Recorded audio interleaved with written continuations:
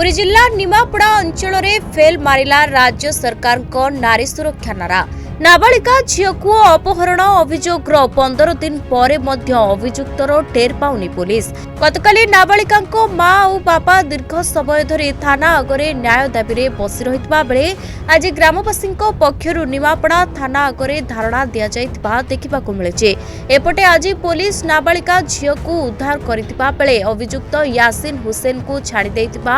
अभियोग आनिछन्ते ग्रामवासी और परिवार लोके। अन्यपटे घटना को नहीं समग्र अंचल तीव्र असंतोष प्रकाश पाउथबा बेले पुलिस एही घटना को नहीं 365/25 रे एक अपहरण मामला रुजु करी संपूर्ण चुप थिबा देखा मिले।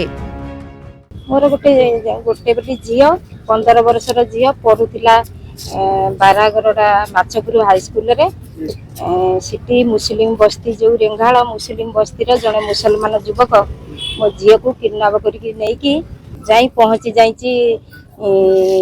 कोलकाता रे। तापरे मो झील को से फेरई दे सियाड़े कुआड़े रहिला मो झील आसिक थाना रे उपस्थित अच्छी। अभियुक्त कुआड़े गला मुझे कथा आज्ञा कहि परिबिनी ताकू पुलिस छाड़ी देइछंती मो झील टिके आनी के थाना रे रखिछंती। आपण कथा हलानी पुलिस बाबू हां पुलिस बाबू संगे कथा लागनु पुलिस बाबू कहले से कथाटा आ 4-5 दिन पर आमे ताकू ये करू अरेस्ट करके आनी करी आम ग्रामवासी को उपस्थित रे कथा भी कहउछंती आमे ताकू 4-5 दिन पर अरेस्ट करबू से कथा बुझा जीवो ये जीवो से जीवो एमते कहउछंती। झील को कोलकाता जे झील धरा पला को कोडे गला से किछ कहउना से विषय रे विशेषानंद बाग गोटे झील को किडनाप करछंती मुसलमान संप्रदायर लोक से अनेक थर ये केस घटला किंतु एबे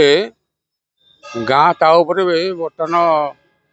गाँव प्रेस्टिज जाउची ता उपरे पदक्षेप निया आमर दाबी जे से पिला से जो पुओ पिलाटी मुसलमान संप्रदायर नहीं से अरेस्ट हो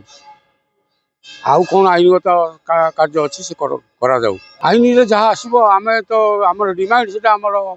दाबी होपर कौन हम आम से चिंता कर कथबार्ता करूँ। मनोरंजन बाघ गत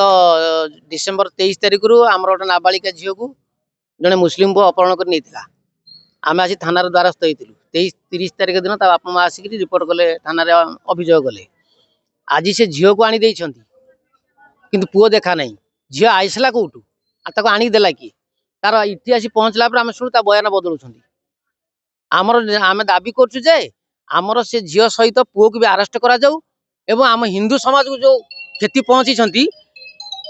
आमको तार जो पनिशमेंट तार जो आम दरकार जहाँ दाबी से आम ग्रामवासी तरफ न्याय आम चाहूँ तेणु पुओ को तुरंत अरेस्ट करवा दरकार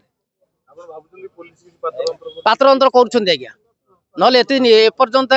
पुलिस किसी पद ना आम पर दिन आसलु 100 लोक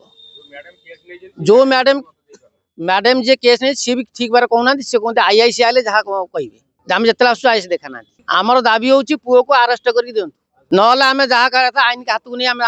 जहाँ करा करूँ आईन आमको सहयोग न करे।